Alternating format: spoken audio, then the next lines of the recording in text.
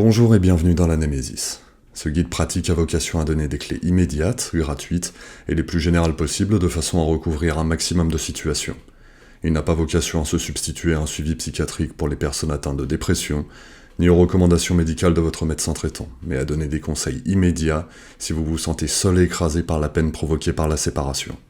Vous êtes nombreux malheureusement à vivre chaque jour une rupture bien plus blessante que ce que vous avez déjà connu, à sentir le monde autour de vous devenir insupportable et à chercher par tous les moyens à arrêter cette descente aux enfers.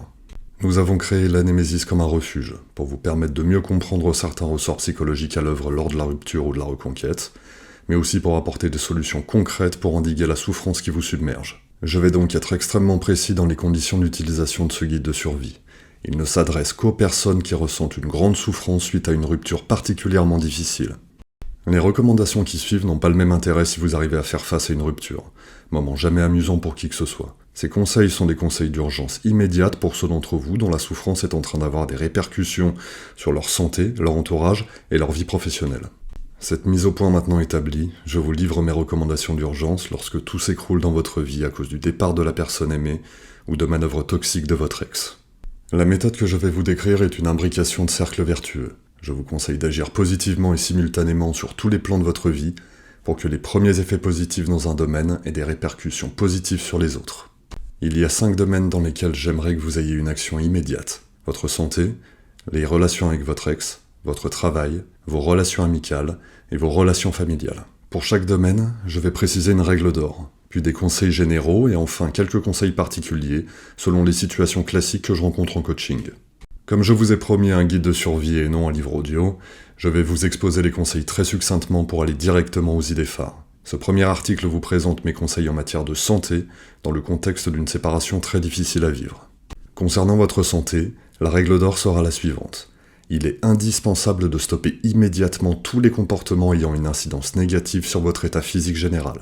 Vous ne pouvez pas encaisser de plein fouet une rupture extrêmement douloureuse et en plus vous faire du mal par une hygiène de vie inadaptée, des comportements à risque et des ruminations incessantes. Une rupture difficile, c'est comme un marathon, et personne ne peut courir un marathon en dormant 3 heures par nuit, en mangeant mal et en ruminant toute la journée. D'ailleurs, passons au point numéro 1, l'alimentation. Vous devez stopper dès que possible la malbouffe, c'est-à-dire les aliments hyper transformés comme les gâteaux industriels, les pizzas surgelées, les biscuits apéritifs et le sucre en général.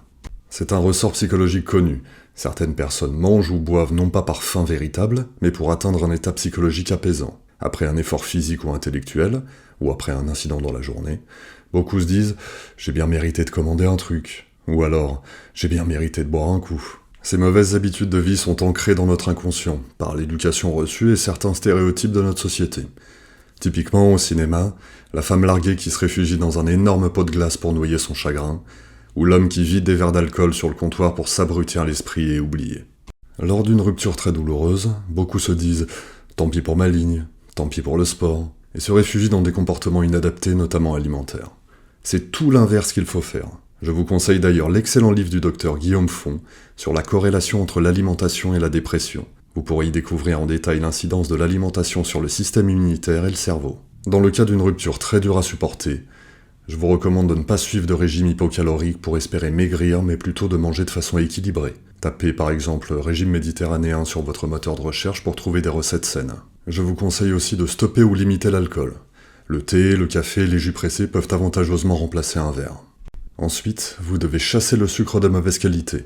Manger un fruit sucré n'est normalement pas un problème pour quelqu'un sans pathologie, mais s'enfiler un sachet entier de bonbons ou un cône glacé avec 3 couches de macadamia n'est pas adapté à l'épreuve que vous traversez, même si vous croyez ressentir du soulagement par ce biais. Et enfin, je vous recommande de programmer vos repas, votre hydratation et vos éventuelles collations.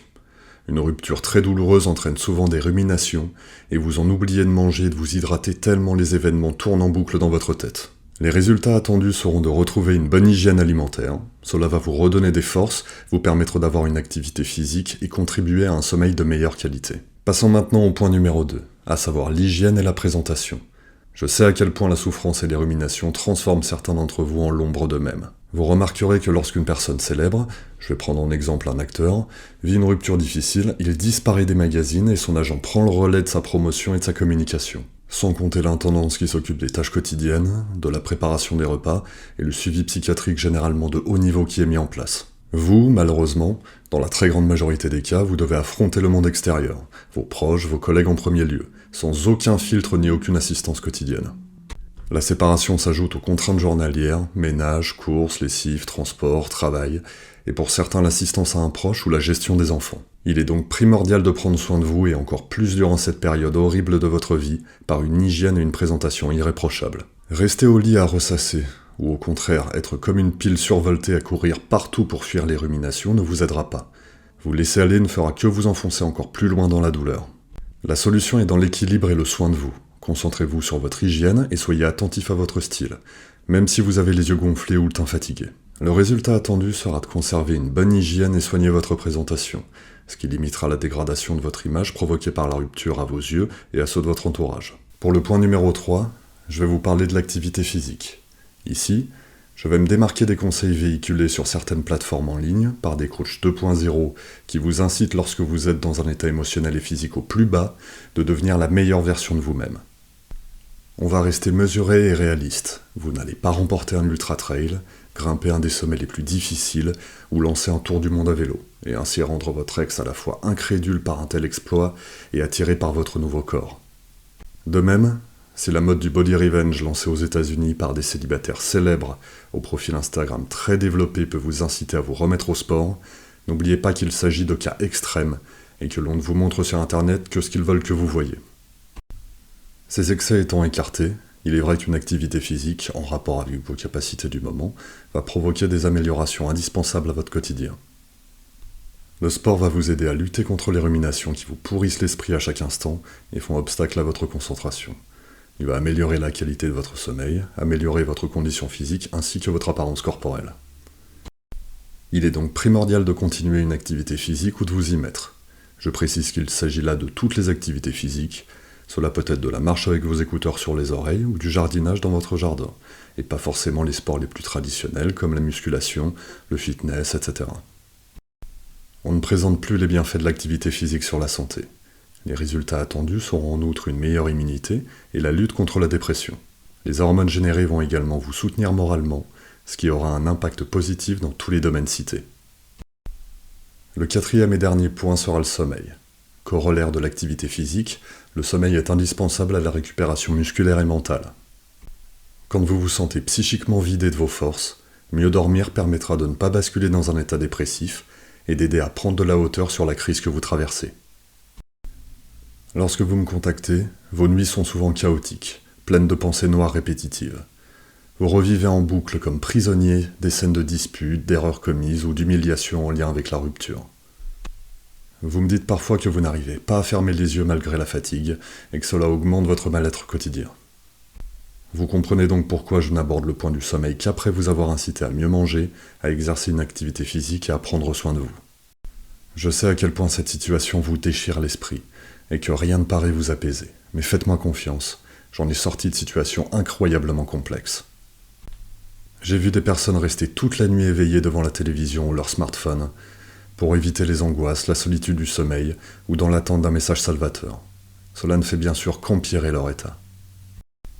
Menez de bonnes actions pour améliorer votre santé, couplée à une stratégie claire de consommation de la rupture ou de la reconquête, va vous aider à retrouver le sommeil.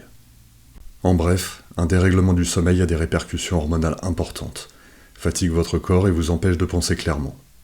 A l'inverse, reprendre le contrôle de vos nuits contribuera au cercle vertueux nécessaire pour éloigner la souffrance.